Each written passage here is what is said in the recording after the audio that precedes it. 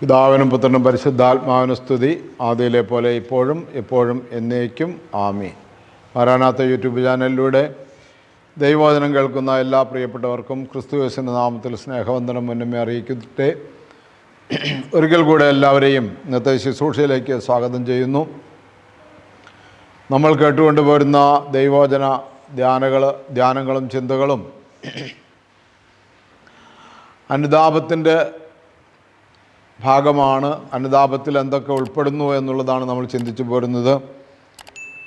കഴിഞ്ഞ ദിവസം നമ്മൾ ചിന്തിച്ച ഭാഗം ലോകത്തിൽ നിന്ന് നമ്മൾ പിന്തിരിയണം, അല്ലെങ്കിൽ ലോകമോഹങ്ങളിൽ നിന്ന് നമ്മൾ പൂർണ്ണമായി മോചനം പ്രാപിക്കണം എന്നുള്ളതായിരുന്നു നമ്മൾ ധ്യാനിച്ചു പോകുന്നത്. ഇന്ന് നമ്മൾ ചിന്തിക്കുന്നത് നമ്മിൽ തന്നെ പിന്തിരിയണമെന്നുള്ളതാണ്. നിങ്ങളിൽ നിന്ന് തന്നെ പിന്തിരിയുക എന്ന ഒരു ചിന്ത നമുക്ക് മുന്നോട്ട് വെക്കാം. എന്നിൽ നിന്ന് ഞാൻ പിന്തിരിയുക, എൻ്റെ ആശകൾ, എൻ്റെ ആഗ്രഹങ്ങൾ, എൻ്റെ ഇഷ്ടങ്ങളിൽ നിന്ന് ഞാൻ പിന്തിരിഞ്ഞ് ദൈവ ഇഷ്ടത്തിലേക്ക് വരിക. നമുക്കൊരു വാക്ക് പ്രാർത്ഥിക്കാം, എന്നിട്ട് ആരംഭിക്കാം. നിത്യനും വാഴ്ത്തപ്പെട്ടവനുമായ സ്വർഗ്ഗപിതാവേ, ഈ നല്ല സമയത്തിനായി നന്ദിയോടെ സ്തുതിക്കുന്നു, സ്തോത്രം ചെയ്യുന്നു, മഹത്വപ്പെടുത്തുന്നു. തിരുരക്തത്താൽ ഞങ്ങളെ കഴുകണമേ, വിശുദ്ധീകരിക്കണമേ, നന്മകളാലും ഐശ്വര്യങ്ങളാലും നിറയ്ക്കണമേ കർത്താവേ. വചനം കേൾക്കുന്ന എല്ലാ പ്രിയപ്പെട്ടവരെയും അവിടുന്ന് വാഴ്ത്തണമേ. ഈ വചനം കേട്ട് അത് അവർക്ക് ഗ്രഹിച്ച് ഈ വചനത്തിനനുസരിച്ച് ജീവിക്കുവാൻ അവിടുത്തെ കൃപ ധാരാളമായി വർഷിക്കണമേ എന്ന് പ്രാർത്ഥിക്കുന്നു. യേശുവേ, അങ്ങയുടെ വാത്സല്യവും അങ്ങയുടെ സ്നേഹവും എല്ലാ മക്കളും അനുഭവിച്ചറിയുവാൻ, ധാരാളം ആളുകൾക്ക് ഈ വചനം കേൾക്കുവാൻ അവിടുന്ന് കൃപയൊരുക്കണമേ എന്ന് പ്രാർത്ഥിക്കുന്നു. അവിടുത്തെ കൃപ ധാരാളമായി വർഷിക്കണമേ എന്ന് പ്രാർത്ഥിക്കുന്നു. കർത്താവെ, മടിയന്മാരോ അലസന്മാരോ ആയിരിക്കാതെ ഏറ്റവും ശ്രേഷ്ഠമായി ഈ ശുശ്രൂഷ നിർവഹിക്കുവാൻ ഞങ്ങൾക്ക് കൃപ നൽകണമേ എന്ന് പ്രാർത്ഥിക്കുന്നു. ഏറെ പ്രാർത്ഥനയോടെ, ഏറെ വിശ്വസ്തയോടെ, ഏറെ സ്നേഹത്തോടെ, ഏറെ ത്യാഗത്തോടെ ശുശ്രൂഷ നിവർത്തിക്കുവാൻ കൃപ നൽകണമേ എന്ന് പ്രാർത്ഥിക്കുന്നു. ഈ വചനം കേൾക്കുന്ന മക്കൾക്കിത് വലിയ അനുഗ്രഹത്തിന് കാരണമായി തീരാം. ജീവിത വിശുദ്ധിയിലേക്കും ദൈവത്തോടുള്ള ബന്ധത്തിലേക്ക് വരുവാൻ കൃപയായിരിക്കണമെന്ന് പ്രാർത്ഥിക്കുന്നു. എല്ലാ നന്മകളാലും ഐശ്വര്യങ്ങളാലും നിറയ്ക്കണമേ. തിരുരക്തത്താൽ ഞങ്ങൾ കഴുകണമേ, വിശുദ്ധീകരിക്കണമേ. ഈ ദേശത്തെ അനുഗ്രഹിക്കണമേ എന്ന് പ്രാർത്ഥിക്കുന്നു. കർത്താവേ, വചനം കേൾക്കുന്ന എല്ലാ മക്കളെയും വിശുദ്ധീകരിക്കണമേ എന്ന് പ്രാർത്ഥിക്കുന്നു. അവരുടെ ചുറ്റുപാടുകളെ, അവരുടെ തൊഴിലിടങ്ങളെല്ലാം വിശുദ്ധീകരിക്കണമേ എന്ന് പ്രാർത്ഥിക്കുന്നു. വചനം കേൾക്കുവാനുള്ള സമാധാനവും സ്വസ്ഥതയും നൽകി അനുഗ്രഹിക്കണമേ എന്ന് പ്രാർത്ഥിക്കുന്നു. യേശുവിൻ്റെ പരിശുദ്ധ നാമത്തിൽ ചോദിക്കുന്നു, കൃപയോടെ കേട്ട് ഉത്തരം തരുമാറാകണമേ. ആമീൻ. ഹല്ലേലൂയ. പ്രിയമുള്ളവരെ, കൊരിന്തോസുകാർക്ക് എഴുതിയ രണ്ടാമത്തെ ലേഖനം 5-ാം അധ്യായത്തിൻ്റെ 15-ാമത്തെ വാക്യത്തിൽ നമ്മളിങ്ങനെ വായിക്കുന്നു: ജീവിക്കുന്നവർ ഇനിയും തങ്ങൾക്ക് വേണ്ടി ജീവിക്കാതെ തങ്ങളെ പ്രതി മരിക്കുകയും ഉയർക്കുകയും ചെയ്തതിനു വേണ്ടി ജീവിക്കേണ്ടതിനാണ് അവിടുന്ന് എല്ലാവർക്കും വേണ്ടി മരിച്ചത്. ജീവിക്കുന്നവർ ഇനിയും തങ്ങൾക്ക് വേണ്ടി ജീവിക്കാതെ തങ്ങളെ പ്രതി മരിക്കുകയും ഉയർക്കുകയും ചെയ്തതിനു വേണ്ടി ജീവിക്കേണ്ടതിനാണ് അവിടുന്ന് എല്ലാവർക്കും വേണ്ടി മരിച്ചത്. ഇനി നമ്മൾ ജീവിക്കേണ്ടത് കർത്താവിന് വേണ്ടിയാണെന്ന് നമ്മൾ മനസ്സിലാക്കണം. കർത്താവിന് വേണ്ടിയാണ് നമ്മൾ ജീവിക്കേണ്ടത്. കാരണം കൊരിന്ത്യ ലേഖനത്തിൽ തന്നെ 1-ാമത്തെ ലേഖനം 6-ാമത്തെ അധ്യായത്തിൽ നമ്മളിങ്ങനെയാണ് വായിക്കുന്നത്: കർത്താവിനെ നിങ്ങളുടെ ശരീരത്തിൽ മഹത്വപ്പെടുത്തുവിൻ. 1 കൊരിന്ത്യർ 6. നിങ്ങൾ നിങ്ങളുടെ സ്വന്തമല്ല, നിങ്ങൾ വിലയ്ക്ക് വാങ്ങപ്പെട്ടവരാണ്. നിങ്ങളുടെ ശരീരത്തിൽ ദൈവത്തെ മഹത്വപ്പെടുത്തുവിൻ. 1 കൊരിന്ത്യർ 6-ാം അധ്യായം 20-ാമത്തെ വാക്യം: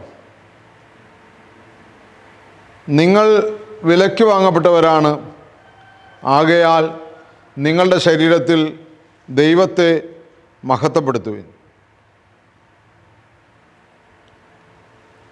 നമ്മുടെ ശരീരം കൊണ്ട് ദൈവത്തെ മഹത്വപ്പെടുത്തണമെങ്കിൽ നമ്മളുടെ ശരീരവും മനസ്സും എവിടെയാണ് ക്രമീകരിച്ചിരിക്കുന്നതെന്ന് നമ്മൾ പരിശോധിക്കണം. ഹല്ലേലൂയ. ലൂക്കോസിൻ്റെ സുവിശേഷം 14-ാം അധ്യായത്തിൻ്റെ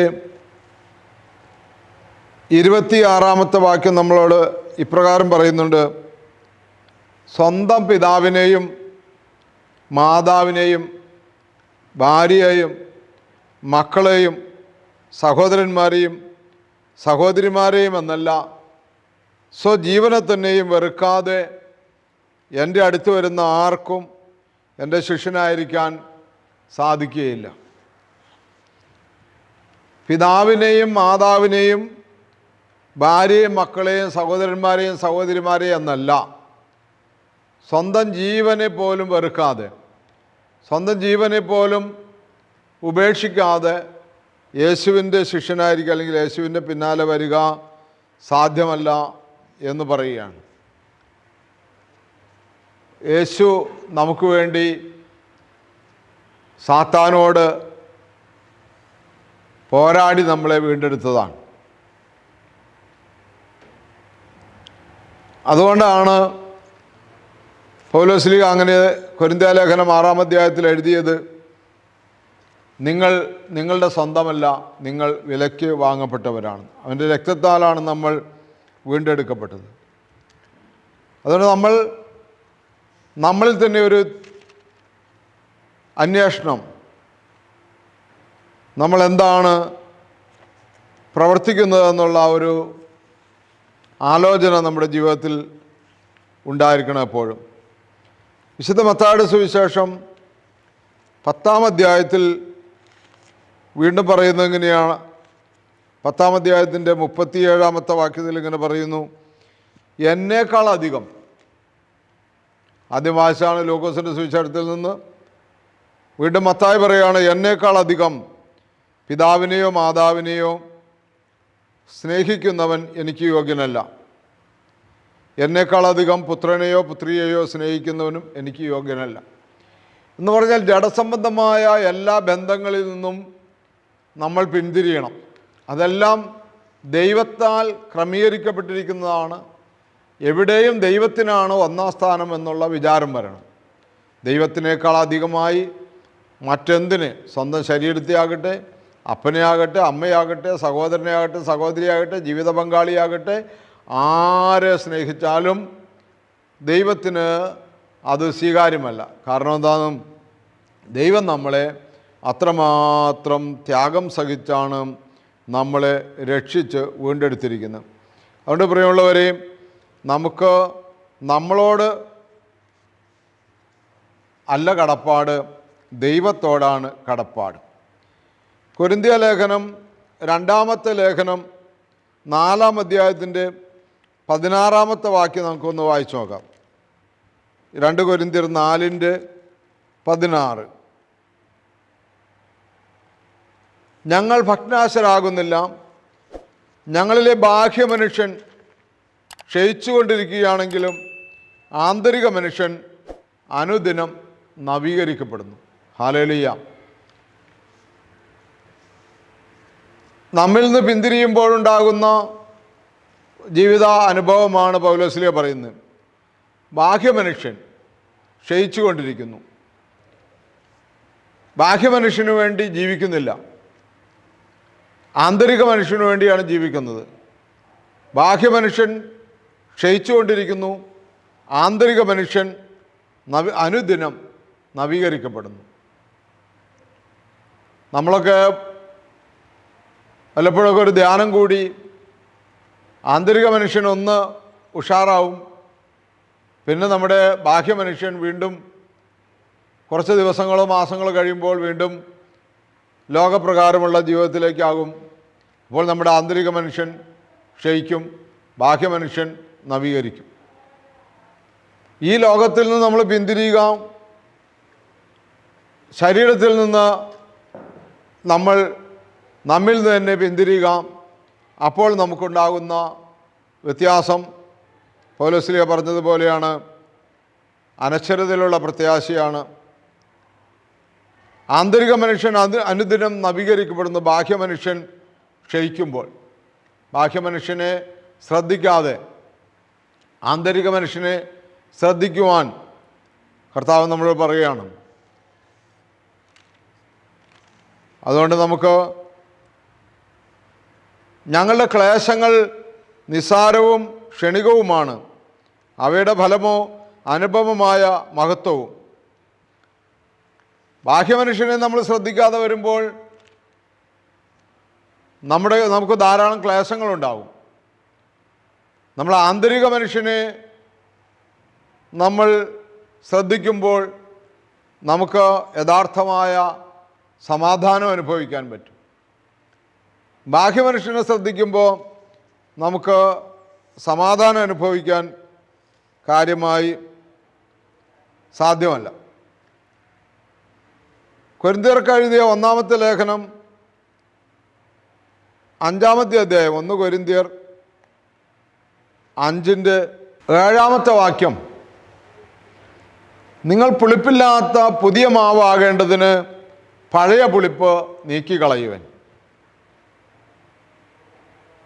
നിങ്ങൾ പുളിപ്പില്ലാത്തവരായിരിക്കേണ്ടവരാണല്ലോ. നിങ്ങൾ പുളിപ്പില്ലാത്ത പുതിയ മാവ് ആകേണ്ടതിന് പഴയ പുളിപ്പ് നീക്കിക്കളയുവിൻ എന്ന് പറഞ്ഞാൽ പഴയ മനുഷ്യനെ ഉരിഞ്ഞു മാറ്റി പുതിയ മനുഷ്യനെ ധരിക്കണം. പുതിയ മനുഷ്യനെ ധരിക്കുമ്പോൾ നമ്മൾ നമ്മുടെ സഹോദരൻ പോലും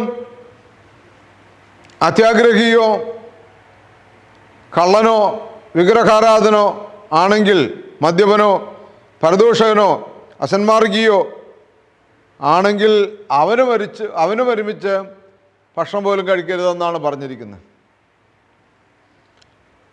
ഈ 1 കൊരിന്ത്യർ 5:11 പറയുകയാണ്. എന്ന് പറഞ്ഞാൽ ഒരു സമൂലമായ മാറ്റം നമ്മിൽ നിന്ന് കർത്താവ് ആഗ്രഹിക്കുകയാണ്. റോമാലേഖനം വീണ്ടും നമുക്കൊന്ന് വായിച്ചു നോക്കാം. 6-ാം അധ്യായം 15-ാമത്തെ വാക്യത്തിൽ നമ്മളിങ്ങനെയാണ് വായിക്കുന്നത്. റോമർ 6:15, നാം നിയമത്തിന് കീഴ്പ്പെട്ടവരെല്ലാം കൃപയ്ക്ക് കീഴ്പ്പെട്ടവരാണ്. നിങ്ങൾ അനുസരണമുള്ള ദാസരെ പോലെ നിങ്ങളെ തന്നെ ആർക്കെങ്കിലും സമർപ്പിക്കുമ്പോൾ നിങ്ങൾ അവൻ്റെ അടിമകളാണെന്ന് അറിയുന്നില്ലേ? ഒന്നുകിൽ മരണത്തിലേക്ക് നയിക്കുന്ന പാപത്തിൻ്റെ അടിമകൾ, അല്ലെങ്കിൽ നീതിയിലേക്ക് നയിക്കുന്ന അനുസരണത്തിൻ്റെ അടിമകൾ. ഒരിക്കൽ നിങ്ങൾ പാപത്തിന് അടിമകളായിരുന്നെങ്കിലും നിങ്ങൾക്ക് ലഭിച്ച പ്രബോധനം ഹൃദയപൂർവ്വം അനുസരിച്ച് പാപത്തിൽ നിന്ന് മോചിതരായി നിങ്ങൾ നീതിക്ക് അടിമകളായതിനാൽ ദൈവത്തിന് നന്ദി. ഒരിക്കൽ നിങ്ങൾ നിങ്ങളുടെ അവയവങ്ങളെ അശുദ്ധിക്കും അനീതിക്കും അടിമകളായി സമർപ്പിച്ചതുപോലെ ഇപ്പോൾ അവയെ വിശുദ്ധീകരണത്തിനു വേണ്ടി നീതിക്ക് അടിമകളായി സമർപ്പിക്കുവിൻ. ഒരിക്കൽ പാപത്തിൻ്റെ അടിമകളായിരുന്നതുപോലെ ഇപ്പോൾ ദൈവത്തിൻ്റെ നീതിയുടെ അടിമകളായി മാറണമെന്ന് കർത്താവ് നമ്മളോട് പറയുകയാണ്. ഒരിക്കൽ നിങ്ങൾ നിങ്ങളുടെ അവയവങ്ങളെ അശുദ്ധിക്കും അനീതിക്കും അടിമകളായി സമർപ്പിച്ചതുപോലെ ഇപ്പോൾ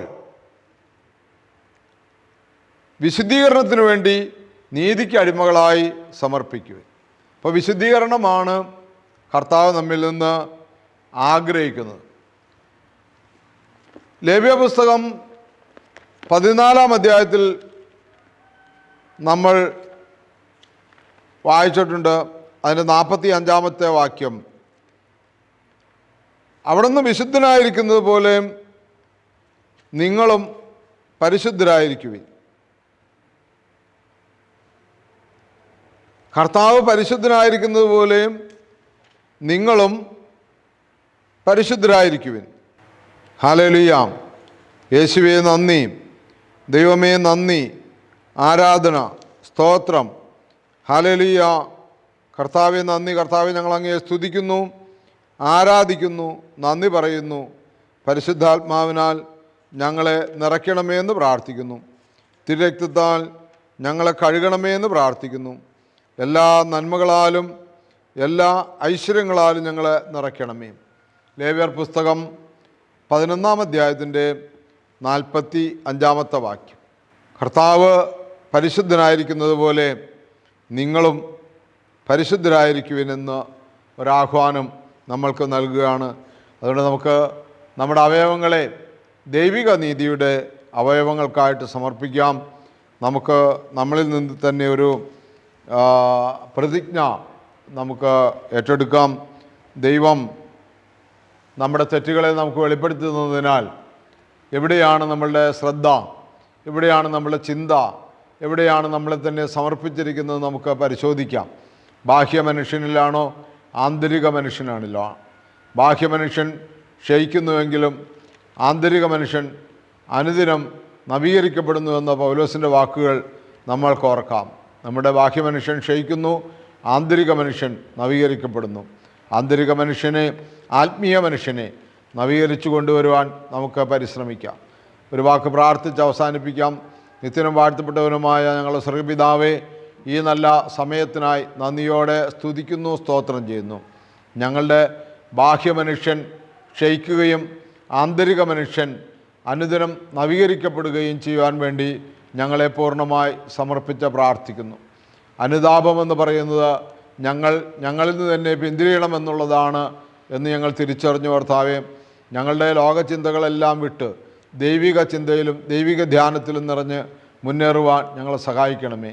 അതായത് പരിശുദ്ധ അമ്മയുടെയും സകല വിശുദ്ധന്മാരുടെയും ശുദ്ധിമതികളുടെയും മധ്യസ്ഥയും കാവലും കൂട്ടും കോട്ടയും ഞങ്ങൾക്ക് ലഭിക്കുമെന്ന് ഞങ്ങൾ പ്രതീക്ഷിച്ചുകൊണ്ട്, എല്ലാ സാക്ഷികളുടെയും സമൂഹം ഞങ്ങൾക്ക് ചുറ്റുമുള്ളതുകൊണ്ട് ക്രൈസ്തവ ജീവിതത്തിൻ്റെ എല്ലാ അർത്ഥത്തിലും ഞങ്ങൾക്ക് അതിൻ്റെ പൂർണ്ണതയിൽ ജീവിക്കുവാൻ 1 യോഹന്നാൻ 2:6 അവനിൽ വസിക്കുന്നു എന്ന് പറയുന്നവൻ അവൻ നടന്ന അതേ വഴിയിലൂടെ നടക്കേണ്ടിയിരിക്കുന്നു. ആ വചനത്തെ മുറുകെ പിടിച്ചുകൊണ്ട് ക്രിസ്തു യേശുവിൻ്റെ പാതയിൽ സഞ്ചരിക്കുവാൻ ഞങ്ങളെ സഹായിക്കണമേ. നിത്യം പിതാവും പുത്രനും പരിശുദ്ധാത്മാവുമായ സർവേശ്വരായ എന്നേക്കും ആമേൻ. Hallelujah, hallelujah. പ്രിയമുള്ളവരെ, ഈ വേദപുസ്തക ഭാഗങ്ങൾ അനേകർക്ക് ധ്യാനിക്കുവാനും മനസ്സിലാക്കുവാനും നിങ്ങളിതിൻ്റെ പ്രേക്ഷിതരായി രൂപാന്തരപ്പെടണമേ എന്ന് പ്രാർത്ഥിക്കുന്നു. നിങ്ങൾക്ക് വേണ്ടി ദൈവസന്നിധിയിൽ സമർപ്പിച്ച് പ്രാർത്ഥിക്കുന്നു. ഒപ്പം തന്നെ ഒരിക്കൽ കൂടെ നിങ്ങളോട് ഒരു അപേക്ഷയുമായിട്ട് വയ്ക്കുകയാണ്. ഇത് അനേകർക്ക് ഇത് കേൾക്കാൻ തക്കവണ്ണം ഇതിൻ്റെ പ്രേക്ഷിതരായി മാറണമേ എന്ന് ഓർപ്പിക്കുന്നു. എല്ലാ മാനവ മഹത്വവും ദൈവത്തിനുള്ളത്. അവിടുത്തെ പുത്രൻ നമ്മുടെ രക്ഷകനുമായ യേശു ക്രിസ്തുവിൻ്റെ പരിശുദ്ധ നാമത്തിൽ തന്നെ ആമേൻ.